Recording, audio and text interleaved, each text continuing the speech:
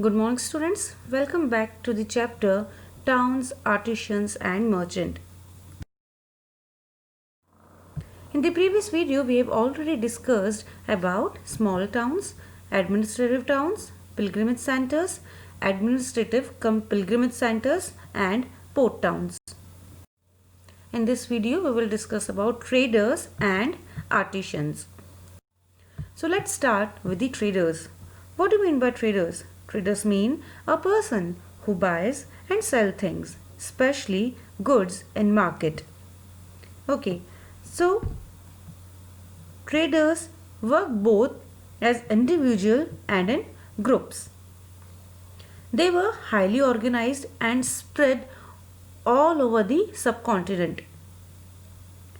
Some went on voyages and some worked as local shopkeepers and selling their things, different things.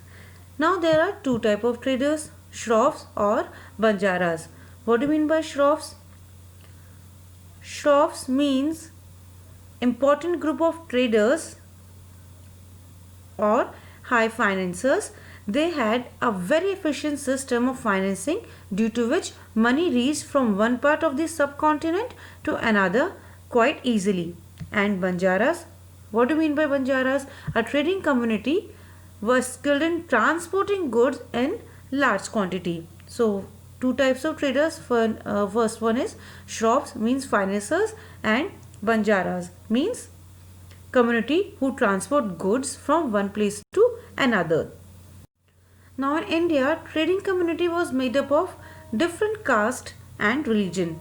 Some were Jain, Hindus, Muslims, and some were from Rajasthan. They were Oswals, Maheshwaris and Agrawals, and they were called as Marwaris. Khatris, Multanis, Afghans control over land trade in Central Asia.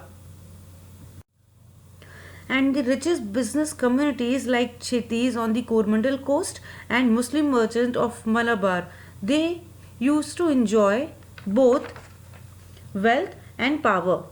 Virji Mohra and Abdul Ghafur Bora, Malay Chitti, they are some of the merchants of that time. Marco Polo was the first European traveler to visit the Indian subcontinent, and his description shows that the trade between India and outside world was very organized. Our west coast were regularly visited by urban Persian, Syrian, Chinese and Jewish merchants, and one of the reason for the entry of the Portuguese, Danish, French and English traders into the subcontinent was the high demand of cloth and Indian spices in the European market. Now let's talk about artisans.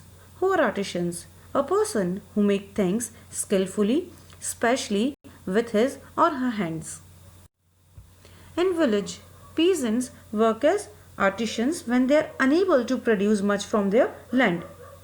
And in the towns, artisans receive work around the year. There are different types of artisans: dhuniyas, teelis or oilmen, potters and leather workers, and metalsmith. Dhuniyas. Who are dhuniyas? Dhuniyas are the artisans who clean cotton. Now teelis or oilmen. Who are teelis or oilmen? They extract oil from the oil seed with their ox-driven presses. Now potters and leather workers. Who are potters and leather workers? They do leather tanning and manufacture of leather articles such as bag, bucket, footwear and shred, etc. Metalsmith. Who are metalsmith? The metalsmith craft in gold, silver, bronze, iron, copper and many alloys. So students, in this video we have discussed about traders and artisans. So now it's time for some brainstorming exercise. So let's start. Who was the first European traveler to visit the Indian subcontinent? What was the main reason for the entry of the Portuguese, Danish, French and English traders into the Indian subcontinent? And name some type of artisans. So students, give me the answers of these questions in the comment section below. Thank you and have a good day.